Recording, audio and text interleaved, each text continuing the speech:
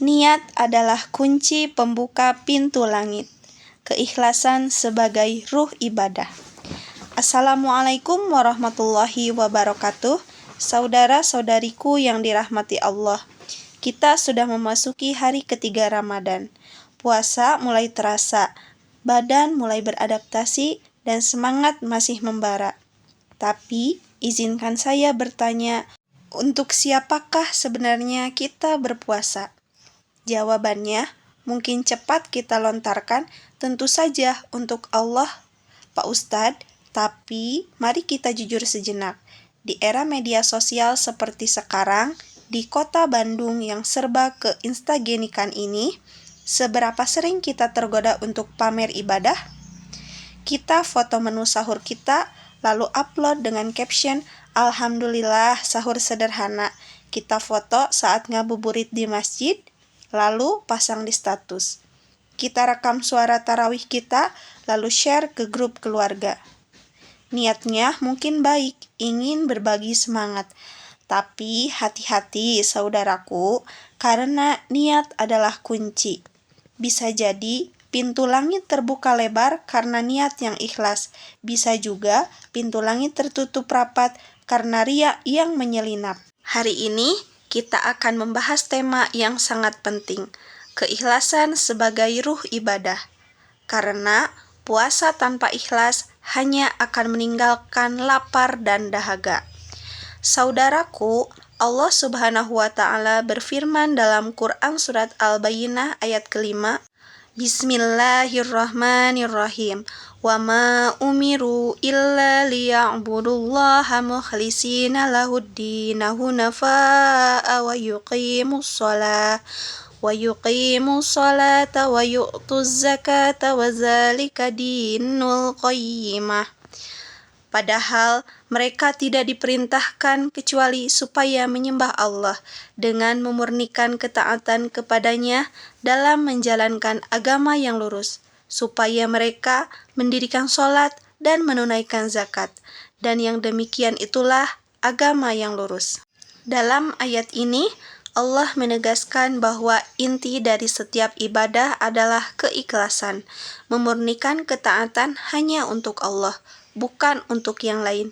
Inilah agama yang lurus.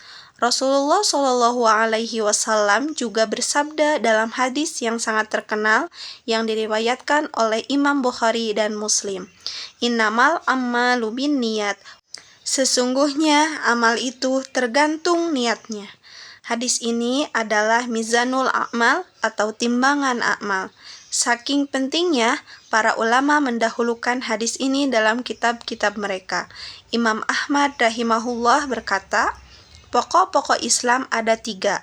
Hadis Umar tentang niat, hadis Aisyah tentang siapa yang mengada-adakan dalam urusan kami, dan hadis Nu'man bin Bashir tentang halal dan haram. Lalu, apa itu ikhlas? Syekhul Islam Ibnu Taimiyah rahimahullahu berkata, ikhlas adalah engkau tidak mengharapkan imbalan dari manusia atas amalmu, baik berupa pujian, cinta maupun harta. Imam Al-Ghazali rahimahullah dalam Ihya Ulumuddin membagi manusia dalam 3 tingkatan terkait niat. 1. Orang awam, beribadah karena mengharap surga dan takut neraka. Ini masih diperbolehkan, tapi belum sempurna. 2. Orang khusus atau khawas, beribadah karena merasa Allah berhak diibadahi karena cinta dan rindu kepadanya. 3. Orang khususnya khusus, beribadah karena Allah semata tanpa memikirkan surga atau neraka. Mereka fokus pada ridho Allah. Saudaraku, di mana posisi kita? Bahaya ria atau pamer ibadah. Rasulullah Shallallahu Alaihi Wasallam bersabda dalam hadis yang diriwayatkan oleh Imam Ahmad, sesungguhnya yang paling aku takutkan menimpa kalian adalah syirik kecil. Para sahabat bertanya, apakah syirik kecil itu wahai Rasulullah? Beliau menjawab, ria. Hadis riwayat Ahmad. Ria adalah melakukan ibadah karena ingin dilihat manusia. Inilah syirik kecil yang sangat halus. Ia seperti semut hitam di atas batu hitam di malam gelap, sulit dideteksi, tapi bahayanya luar biasa.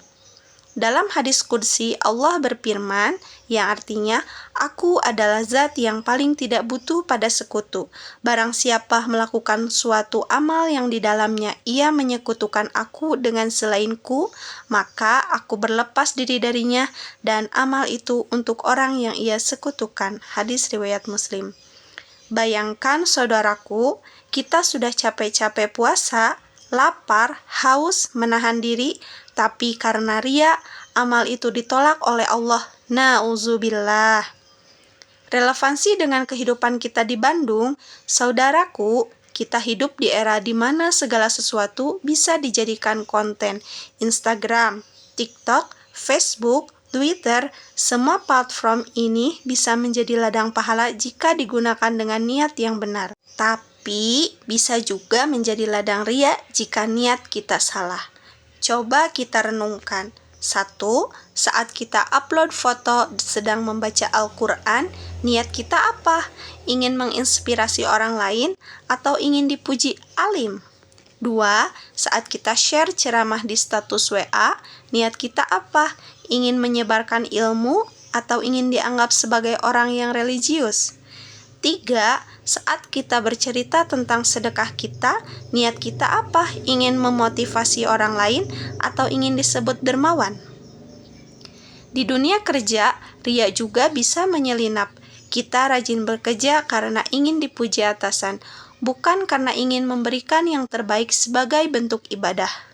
Kita datang awal ke kantor agar dilihat bos, bukan karena ingin produktif. Di lingkungan pertemanan, kita bisa saja ikut kajian agar dianggap gaul di kalangan anak masjid, padahal hati masih jauh dari Allah. Oleh karena itu, kita harus selalu bermujahadah atau bersungguh-sungguh melawan ria. Caranya, pertama, sembunyikan amal baik sebisa mungkin. Para salaf sangat menjaga amal mereka. Banyak di antara mereka yang bersedekah di malam hari atau berpuasa sunnah tanpa diketahui orang lain. Kedua, perbanyak doa memohon keikhlasan. Doa yang diajarkan Nabi Muhammad SAW yang artinya, Ya Allah, aku berlindung kepadamu dari menyekutukanmu, sedang aku mengetahuinya, dan aku memohon ampun kepadamu dari apa yang tidak aku ketahui. Ketiga, ingatlah bahwa manusia hanya bisa melihat lahiriah, tapi Allah melihat batiniah. Mereka bisa memuji, tapi pujian itu tidak berarti apa-apa di hadapan Allah. Dikisahkan seorang ulama besar tabi'in, Sa'id bin Jubair rahimahullah, sangat menjaga keikhlasannya. Suatu malam, ia salat malam dengan sangat khusyuk hingga menangis terseduh-seduh.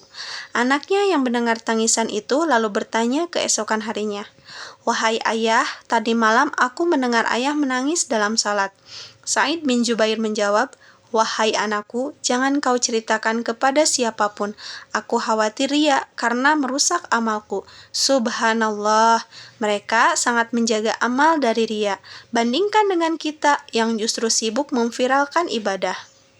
Kisah lain datang dari Sufyan Ats-Tsauri rahimahullah. Beliau berkata, Aku tidak pernah memperbaiki sesuatu yang lebih berat bagiku daripada niatku, karena niat itu selalu berbolak-balik. Ini menunjukkan bahwa menjaga niat itu butuh perjuangan terus-menerus. Niat bisa berubah dalam sekejap, maka kita harus selalu memperbarui niat kita.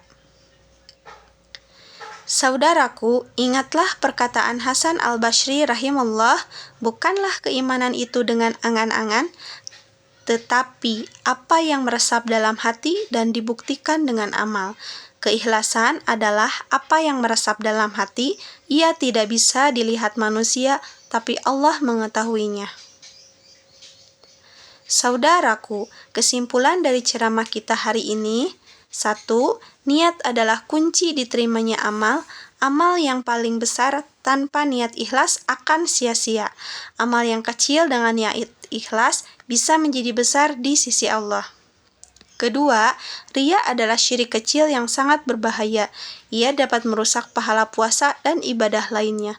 Ketiga, keikhlasan harus diperjuangkan dengan cara menyembunyikan amal, memperbanyak doa, dan selalu mengingat Allah.